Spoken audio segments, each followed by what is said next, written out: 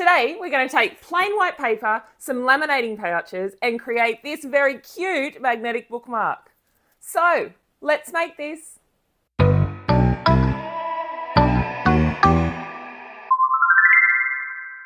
This is a very cheap and cheerful project. So we've only got a couple of materials. We're using a standard grip mat for this.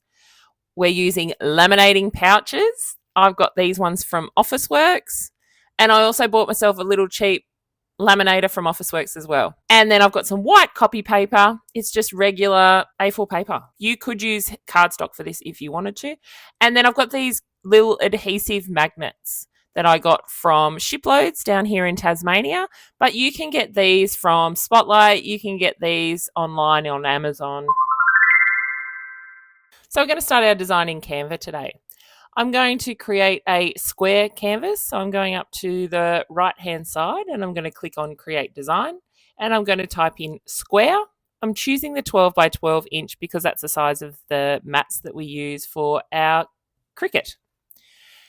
Now I'm going into elements. It's on the left-hand side and I'm looking for a book element.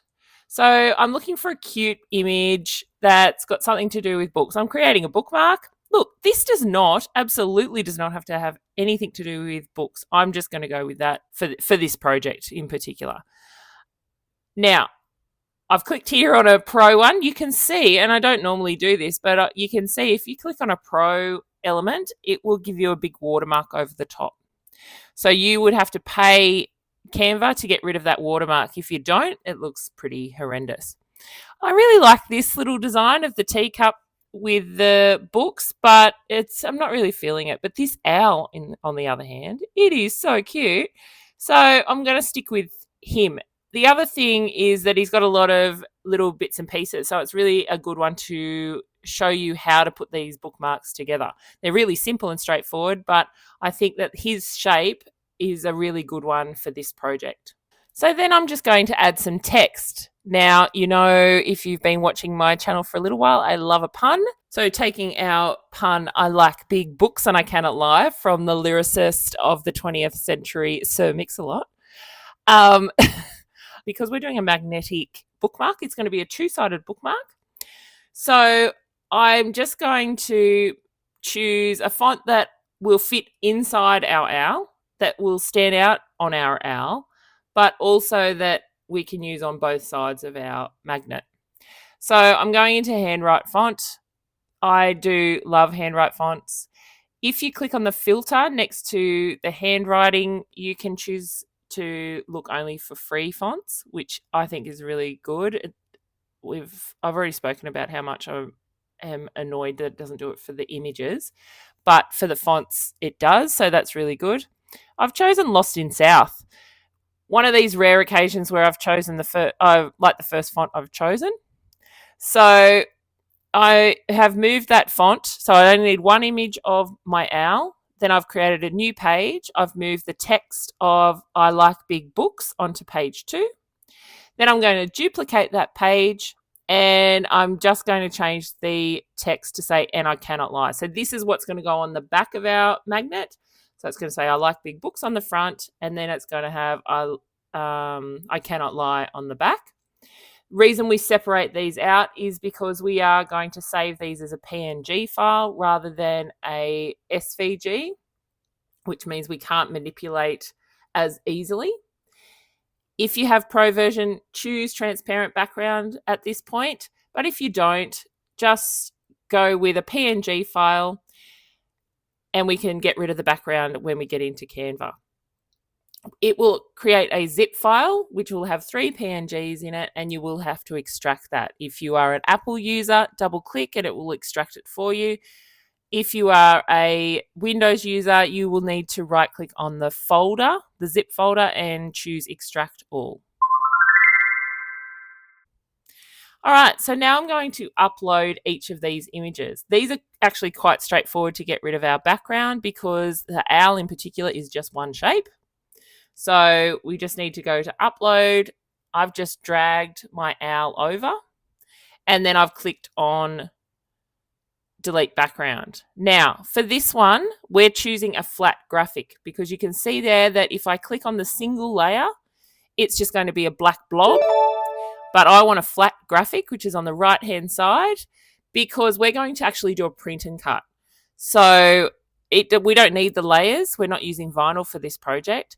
So because we're not using the layers, we just need a print and cut file, sorry. Now you can see on the right-hand side, once it's uploaded, it will have a red exclamation mark next to your image. That is just because the size is too large. So we just need to shrink that down, and that will be fine, and it will get rid of that warning sign. I'm just going to repeat that for the text as well, and then we can move on.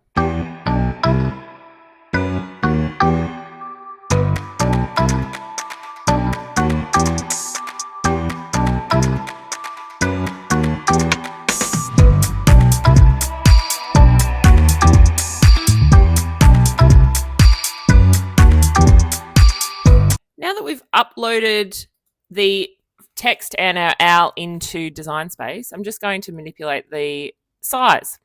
So I'm going to change the owl to about 7 centimeters tall.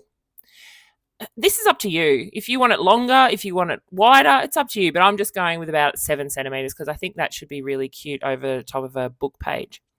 Now I've gone into shapes, and I'm going to create a shape that will connect our front and our back. So I'm using a square, and then I'm going to change it into a rectangle shape.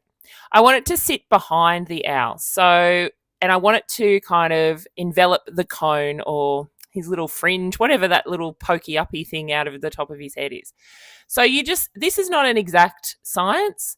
This is just a matter of you resizing it to suit what you want it to look like. Then I'm going to change it to white. You can change it to any color you like, but I am eventually going to do an offset that is white. So I'm going to make that square white as well. Then I have selected the whole thing, so the owl and the square, and then I'm going to duplicate that because I want the same image to be on the front as I have on the back. Then I'm going to rotate. We're going to rotate 180 degrees so it's facing upwards, and then I am going to flip it, and I'm going to flip it horizontally. The reason I'm doing that is so that when we fold it over and we put our magnets on our bookmark, it's going to be the same shape all the way around, rather than have a wing pointing out on one side in one direction and then in another direction on the other side. Now I'm adding my text. So you just need to now manipulate the text to fit it wherever you like.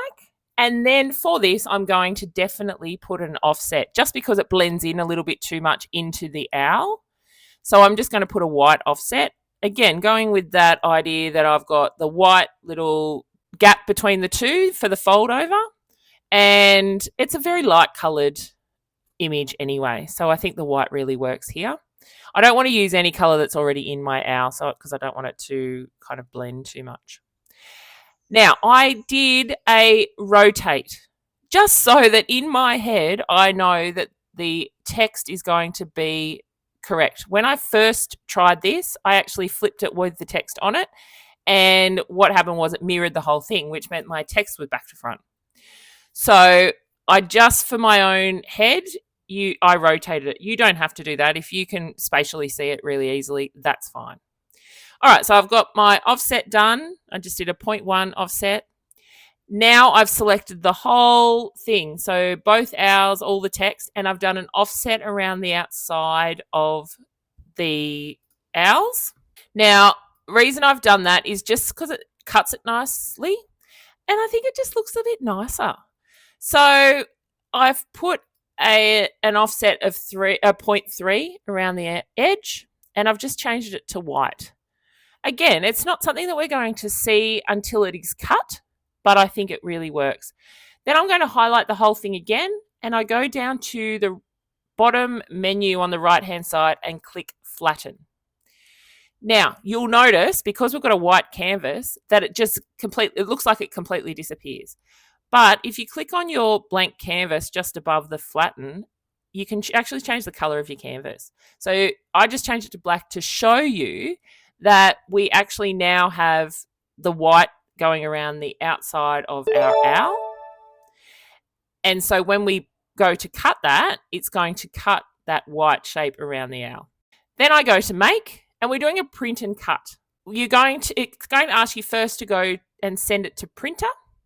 So you make sure your bleed is on. So make sure it says add bleed, and then you click on system dialog. The reason you would do this every time is so that you can just check and make sure that everything is fine. So I've checked and made sure that it's going to print in color. I've checked that I've got the right paper going into my printer. I'm just using copy paper here. You can use cardstock. For apples, if you hit system dialog, it actually then sends the system dialog behind whatever program you are using. So if it doesn't tend to come up and it just looks like it's spiraling out of control, just minimize your window and you'll see that your system dialog appears behind your working window, which is frustrating. So now that it's gone and printed, we can see that it's come out in color. We haven't got any mirroring issues, and we've got the black corners that are our registration lines for the Cricut. Now we're going to go through and laminate this using a hot laminate sheet, and then we're going to put it down on our standard grip mat. Make sure that you line it up based on the paper, not the laminate, when you put it on the standard grip, so that we're on those edges with the paper. The reason we're using a standard grip mat is because we're using laminate rather than just a straight copy paper.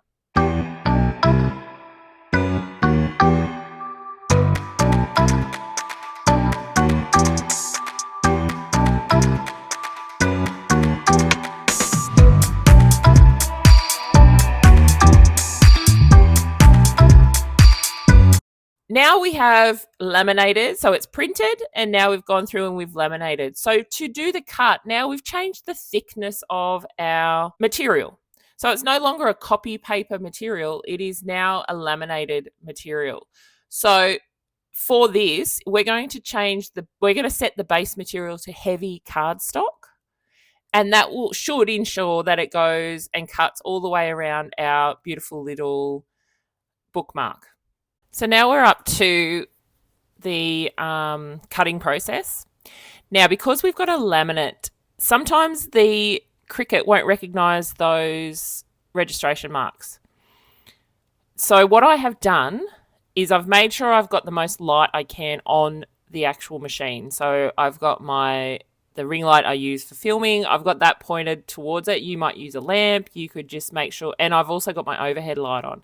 So start with that. You could even use your phone torch if you wanted to. So start with that. The other things I have seen, and I will link a YouTube clip that I have seen where she goes through and she tries the magic tape that we have down here, Scotch magic tape, that is the really matte tape, because the light reflects back up and prevents the machine from cutting it. The other thing she also did on that YouTube clip is she printed out the design twice and then laid the registration marks down on top of the laminated registration marks. But for this one, it has worked perfectly. I don't know if this is upgrades that Cricut have done through the design space or something like that, but this one worked perfectly. So, try your luck, but there are little hacks that people have recommended online. Okay, so now that it has cut through, we're just going to flip over our mat to lift, because we're going to let gravity do its thing and then it'll prevent it from curling too. So just flip the mat over and then pull down towards your table or your surface, so then it doesn't do any little curling and stuff like that. But it's looking cute already, I think. And then it is really just a matter of folding this in half and then adding our magnets. How cute is it? I like big books and I cannot lie. So just fold it over, make sure it's lined up properly. I mean, it's going to go on either side of a page, but particularly if you're giving these away to people, you want to show that you've actually put the effort in to line it up properly.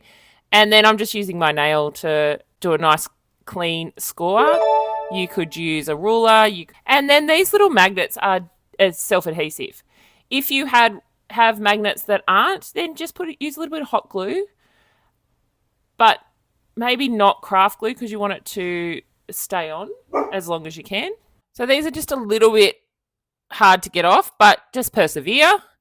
And then you're just going to stick one down to start with.